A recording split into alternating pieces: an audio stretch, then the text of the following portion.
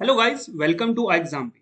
My name is Vikram and आप लोगों को पता है आई एग्जाम्पी के द्वारा डेली करंट अफेयर की जो सीरीज है हम लोगों ने स्टार्ट करी है, जिसके तहत आज के इस वीडियो में मैं आपको 11th एंड 12th अगस्त से रिलेटेड जो भी न्यूज़ हैं मैं उसकी समरी आज आपको दूंगा, जो कि हमारी डेली बीपीडिया में आपको देखने को मिल जाएगा। हमारी डेली बीपीडिया आप आई एग्जाम्पी की वेबसाइट पे विजिट करें, आपको हमारी बीपीडिया डाउनलोडेबल फॉर्मेट में देखने को मिल जाएगी। आप उसे डेली बेसिस पे, वीकली बेसिस पे और मंथली बेसिस पे पढ़ सकते हैं। अगर आपका मीडियम हिंदी है तो भी आपको बीपीडिया डाउनलोडेबल मिल जाएगी। तो यहाँ पे आपने इस चीज को ध्यान देना है कि आपका मीडियम चाहे इंग्लिश हो चाहे हिंदी हो, आपको दोनों ही मीडियम में बीपीडिया अवेलेबल है। तो स्टूडेंट की एक तरीके से हेल्प आई एग्जाम भी ने करी है। तो आप लोगों ने क्या करना है, वेबसाइट पे जाना है, बीपीडिया को डाउनलोड करना है और अपने अकॉर्डिंग उसे पढ़ना है। तो चलिए स्टार्ट करते हैं आज की पहली न्यूज से, दैट इज आरबीआई। तो सबसे पहले हम लोग जो हमारी वीडियो होती है उसमें हम लोग आरबीआई की न्यूज को लेते हैं, ठीक है, क्योंकि आरबीआई करंटली क्या है, बैंकिंग सिस्टम का रेगुलेटर है इंडिया में, सबसे एपेक्स बॉडी है। तो यहाँ पे देख लीजिए डिजिटल लैंडिंग नॉर्म्स, यानी कि डिजिटल लैंडिंग के आजकल आप देख रहे हो बहुत सारे ऐसे एप्लीकेशन हैं, जैसे कि आपको मैं दिखाता हूँ। यहाँ पे स्लाइस हो गया, ठीक है, यहाँ पे आपका मनी व्यू हो गया, यहाँ पे आपका फ्लेक्स पे हो गया। ये सब कौन से वाले हैं? ये आपको पर्टिकुलरली ऐसे एप्लीकेशन है जो आपको डिजिटली पैसे लैंड करते हैं। आपका मान लीजिए आपका जो पैन कार्ड है, आपका आधार कार्ड है, आपको डायरेक्टली लिंक कर देंगे, या फिर वो एक तरीके से आपको बोलेंगे कि आप अपने ये जो डॉक्यूमेंट्स है हमको ये शो करिए, फिर आपका ये ऑनलाइन वेरिफिकेशन करेंगे। उसी के साथ साथ वो आपको क्या कर देंगे, पर्टिकुलरली आपको डिजिटली पैसे भी प्रोवाइड करवा देंगे, 1 लाख 2 लाख। और ये बहुत ज्यादा हाई रेट पे होता है, ऐसा नहीं होता है कि बहुत बैंक के हिसाब से। मान लीजिए बैंक का अगर 7 to 8% चल रहा होगा लोन, अगर उनको पर्टिकुलर फील्ड पे, चाहे वो एजुकेशन हो, चाहे वो होम हो, चाहे वो एग्रीकल्चर लोन हो, तो वो ऊपर नीचे हो सकता है। लेकिन ये लोग जो आपसे चार्ज करेंगे दैट इज 24 to 30%। बिकॉज ये क्या होता है, ये होता है इनसिक्योर लोन। इनसिक्योर लोन ये होता है, एट लास्ट गवर्नमेंट तो उनको नहीं बोलती कि आप लैंड करो पैसे, क्योंकि गवर्नमेंट ने तो बैंक को बोला है। तो यहाँ पे ये लोग कोशिश करते हैं कि हम जो दे रहे हैं, हम जो लैंड कर रहे हैं पैसा, वो इनसिक्योर उसमें है, एक तरीके से जा रहा है। तो हम उससे ज्यादा क्या करें, इंटरेस्ट पे कर रहे हैं। इन फ्यूचर कभी किसी ने अगर हमारा जो पेमेंट है वो नहीं करा, तो हमने जो ये इंटरेस्ट अभी तक लिया है लोगों से, वहां पे जो हमारा लॉस है यहाँ पे क्या हो जाए, इनक्योर हो जाए। तो यहाँ पे आरबीआई ने क्लियरली यहाँ पे कैटेगरिकली क्या कर दिया, स्पेसिफाइड कर दिया है लैंडिंग बिजनेस को। और यहाँ पे इन्होंने बोला है कि आरबीआई अब जो क्या करेगी, पर्टिकुलर जो एंटिटीज हैं, जो फर्म्स हैं, वो रेगुलेट होनी चाहिए आरबीआई के द्वारा, ठीक है। और वो जो परमिटेड होनी चाहिए वो बाय लॉ होनी चाहिए, यानी कि जो उसे स्टैब्लिश किया गया वो कानूनी रूप से स्टैब्लिश होना चाहिए। अभी जो डिजिटल लैंडर है, पर्टिकुलरली यहाँ पे इनका 3 ग्रुप है, 3 ग्रुप में है। तो यहाँ पे आप देख सकते हो, RBI entities regulate by RBI and permitted to carry out lending business. तो यहाँ पे आरबीआई ने बोला है कि आप अपना लैंडिंग बिजनेस कर सकते हैं। दूसरा है entities authorise to carry out lending according to other statutory regulatory provisions. यहाँ पे कुछ ऐसे नियम कानून बनते हैं जिसके तहत, जैसे कि राज्य सरकार हो गई, तो वो भी बोलती है कि आप पैसे का लेन देन कर सकते हो। ये दूसरी कैटेगरी हो गई यहाँ पे, ठीक है। अब यहाँ पे पर्टिकुलरली क्या आ जाता है कि अब जो एंटिटीज होती हैं वो lending outside the purview of any statutory regulatory provision, यानी कि कुछ ऐसी एंटिटीज, कुछ ऐसी फर्म्स भी हैं जो बिना किसी नियम कानून के, जैसे कि छोटे छोटे चिट फंड्स हो गए, वो क्या करेगी, आपको पैसे प्रोवाइड कराएगी जिसका कोई नियम कानून नहीं है। वो आपको क्या करेगी, आपका पैन कार्ड ले लेगी, आधार कार्ड ले लेगी, वो जब्त कर लेगी और बोलेगी कि इसके बदले हम आपको पैसे देंगे, ठीक है। या फिर आपको कोई सामान ले लेगी, आपका पर्टिकुलरली वो जमीन के कागज, रजिस्ट्री कुछ भी ले सकती है, जिसके बतौर वो क्या करेंगे कि ये हमने रख दिया है और हम आपको अब पैसा देंगे। ओके, तो यहाँ पे आप समझ सकते हो ये डिजिटल फाइनेंस एप्स होते हैं, इनके ऊपर अब आरबीआई ने क्या बोला है कि जिसे हम लोग यहाँ पे पर्टिकुलरली परमिट करेंगे, सिर्फ वही आगे जाना चाहिए। तो देखिए आरबीआई, आरबीआई का बहुत जिक्र आता है। तो आरबीआई स्टैब्लिश किस कमीशन के द्वारा हुआ था, that is Hilton young commission, जिसका दूसरा नाम क्या है, that is royal commission on Indian currency and finance, जो कि 1926 में स्टैब्लिश हुई थी, ठीक है। इसके जो फर्स्ट गवर्नर थे, देखिए ये जो एक तरीके से जो इसका कानून था ना आरबीआई एक्ट, वो तो 1934 में आया था, ठीक है। तो यहाँ पे इसके जो फर्स्ट गवर्नर थे that is sir Osborne Smith, ये क्या थे, ब्रिटिश, एक तरीके से ये ब्रिटिशर थे। ओके, यहाँ पे अगर हम बात करते हैं 1947 में जब भारत आजाद हो चुका था, तो यहाँ पे फर्स्ट इंडियन गवर्नर कौन बनते, that is C D Deshmukh. और यहाँ पे आपको पता है 1 जनवरी 1949 को इसका नेशनलाइजेशन, यानी कि ये सरकारी बन जाती, क्योंकि इससे पहले ये एक प्राइवेट फर्म थी जिसका हेडक्वार्टर आपको कहाँ पे देखने को मिलेगा, कलकत्ता में देखने को मिलेगा। हालांकि 2 साल बाद ये मुंबई में शिफ्ट हो गया था। अब अगर हम लोग यहाँ पे बात कर लेते हैं कि आज तक तो इसकी कोई भी गवर्नर जो है वो वुमेन नहीं बनी है, लेकिन हाँ, एक वुमेन है जो क्या बनी है, डेप्यूटी गवर्नर बनी है, दैट इज के जे उदेशी। के जे उदेशी जो कि 2003 से 2005 के बीच में deputy governor of reserve bank of India रह चुकी है। चलिए दूसरा देख लेते हैं, रूपी कोऑपरेटिव बैंक। तो आरबीआई ने क्या करा है, इनका लाइसेंस जो है पुणे बेस्ड रूपी कोऑपरेटिव बैंक है, इनका जो लाइसेंस है वो कैंसिल कर दिया। यानी कि अब ये कोई भी बैंकिंग जो काम होता है वो उसको नहीं कर पाएंगे, पैसा लैंड नहीं कर पाएंगे, सेविंग नहीं कर पाएंगे, मतलब जो भी बैंकिंग से रिलेटेड वर्क होते हैं ये अब नहीं कर पाएंगे। ये क्यों हुआ, due to lack of adequate capital, इनके पास पैसा उतना नहीं है। अर्निंग प्रोस्पेक्ट, यानी कि इनके पास भविष्य में आने वाला जो पैसा है वो भी ऐसा नहीं होगा कि पैसा आ सकता है। And inability to comply with the banking regulation, यानी कि जो बैंक ने रेगुलेशन बना रखे हैं, आरबीआई ने जो रेगुलेशन बना रखे हैं बैंकिंग के लिए, ये उसके हिसाब से भी नहीं चल रहे हैं। तो यहाँ पे आप देख रहे हो ये एग्जाम में आ सकता है कि रूपी कोऑपरेटिव बैंक कहाँ का बैंक है, तो यानी कि पुणे, ये महाराष्ट्र का एक कोऑपरेटिव बैंक है। अगर हम लोग अगली न्यूज की बात करते हैं, सेंट्रल बोर्ड ऑफ आरबीआई, कुछ चेंजेस हुए, चेंजेस तो नहीं हुआ है, पर्टिकुलरली ये रीनॉमिनेट हो गए। ठीक है, तो यहाँ पे क्या होता है कि सेंट्रल गवर्नमेंट अपने कुछ जो डायरेक्टर्स होती है वो नॉमिनेट करती है आरबीआई की बोर्ड में।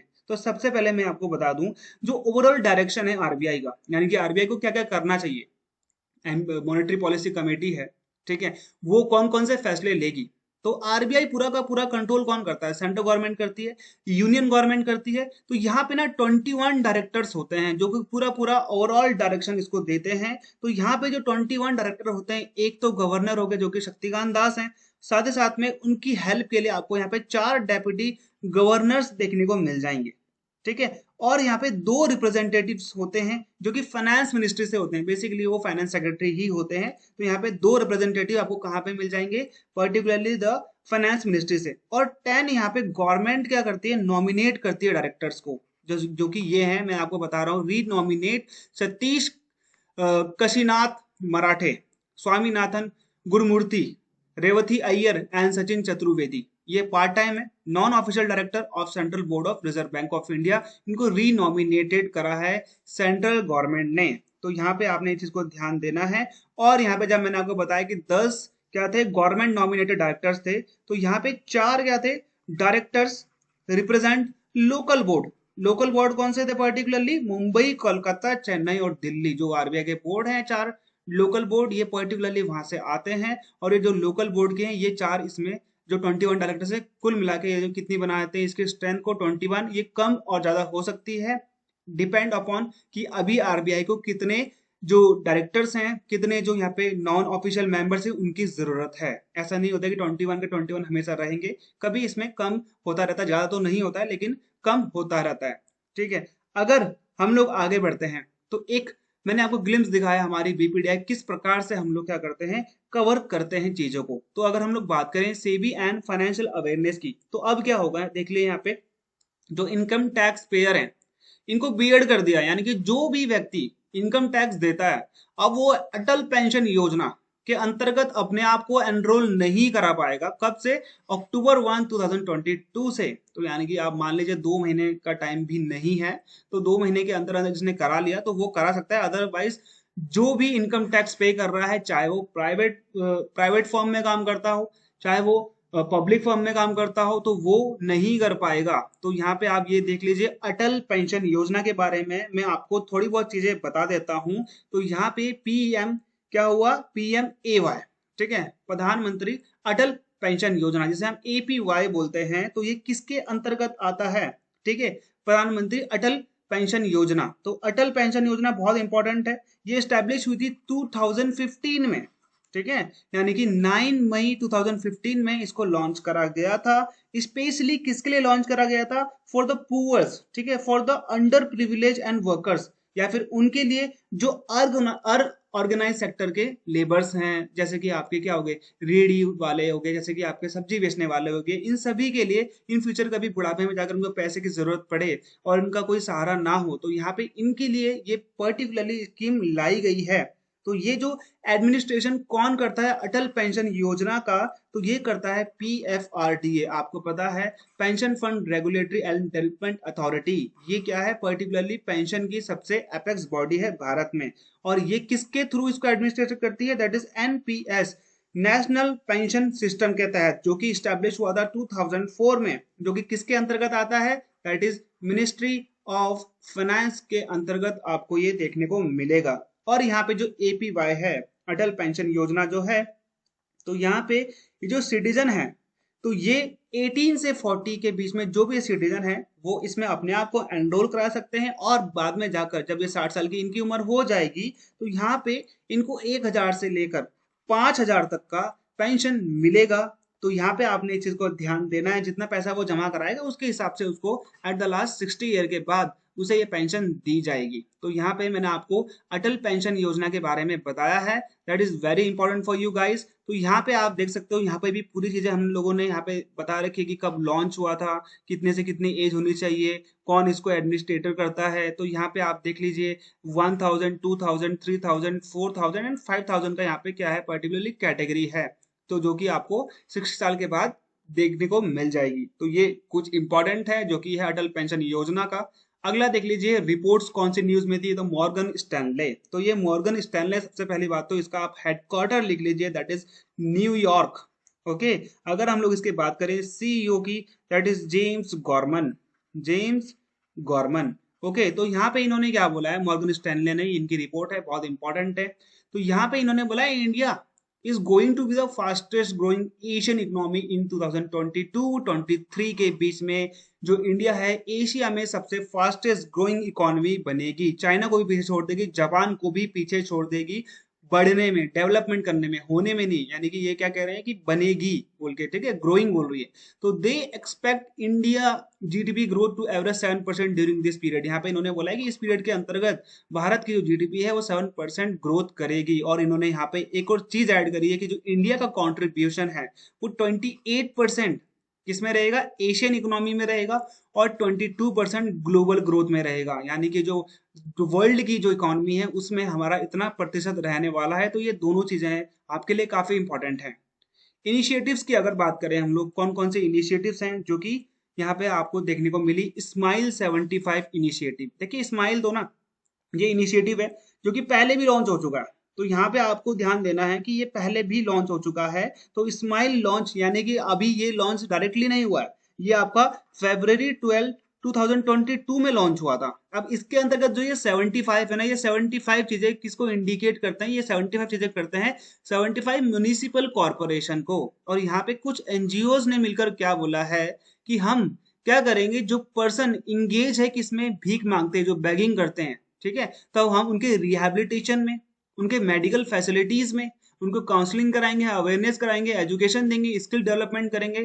तो यहाँ पे इन सब चीजों को, जो ये भीख मांगते हैं रास्ते में, आपने देखा होगा बैगिंग करते हैं, तो पर्टिकुलरली इनके वेलफेयर के लिए स्माइल 75 इनिशिएटिव को लॉन्च किया गया है। तो ये जो स्माइल 75 इनिशिएटिव है, फर्स्ट ऑफ ऑल स्माइल का ना एक फुल फॉर्म है। स्माइल का क्या होगा full form, that is support for marginal, ठीक है, marginalised individual for livelihood and enterprises. तो ये हो गया आपका।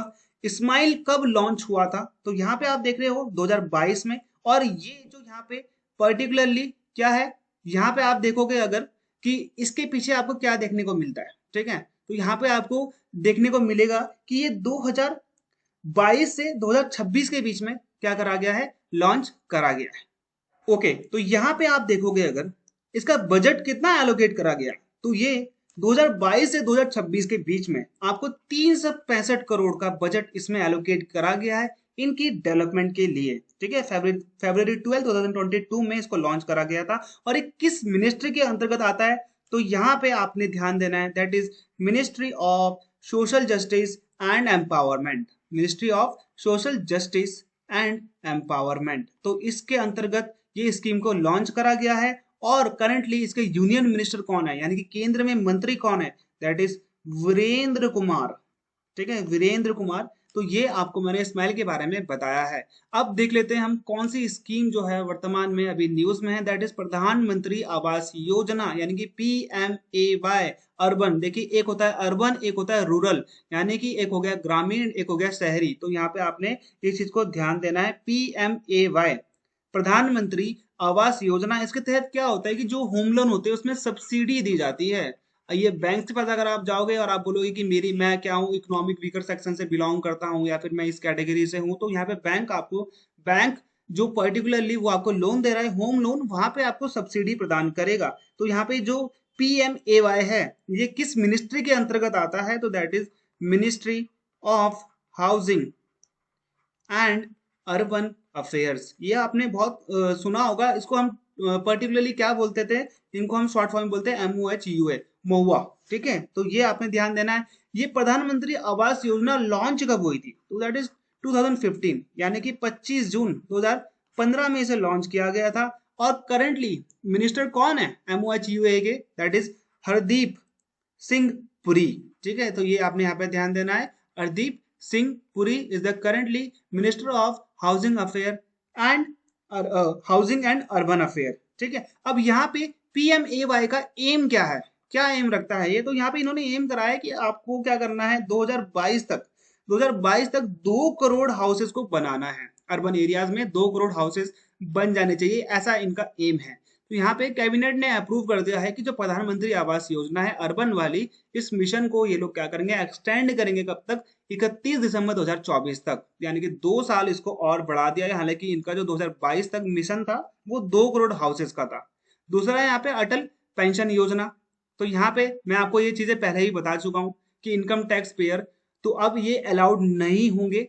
ठीक है, किसमें, अटल पेंशन योजना में। इसको मैं आपको पहले भी डिस्कस कर चुका हूँ। अगला है यहाँ पे एग्रीकल्चर न्यूज, यानी कि ICAR। तो यहाँ पे ICAR का फुल फॉर्म क्या होता है, that is Indian council of agriculture research.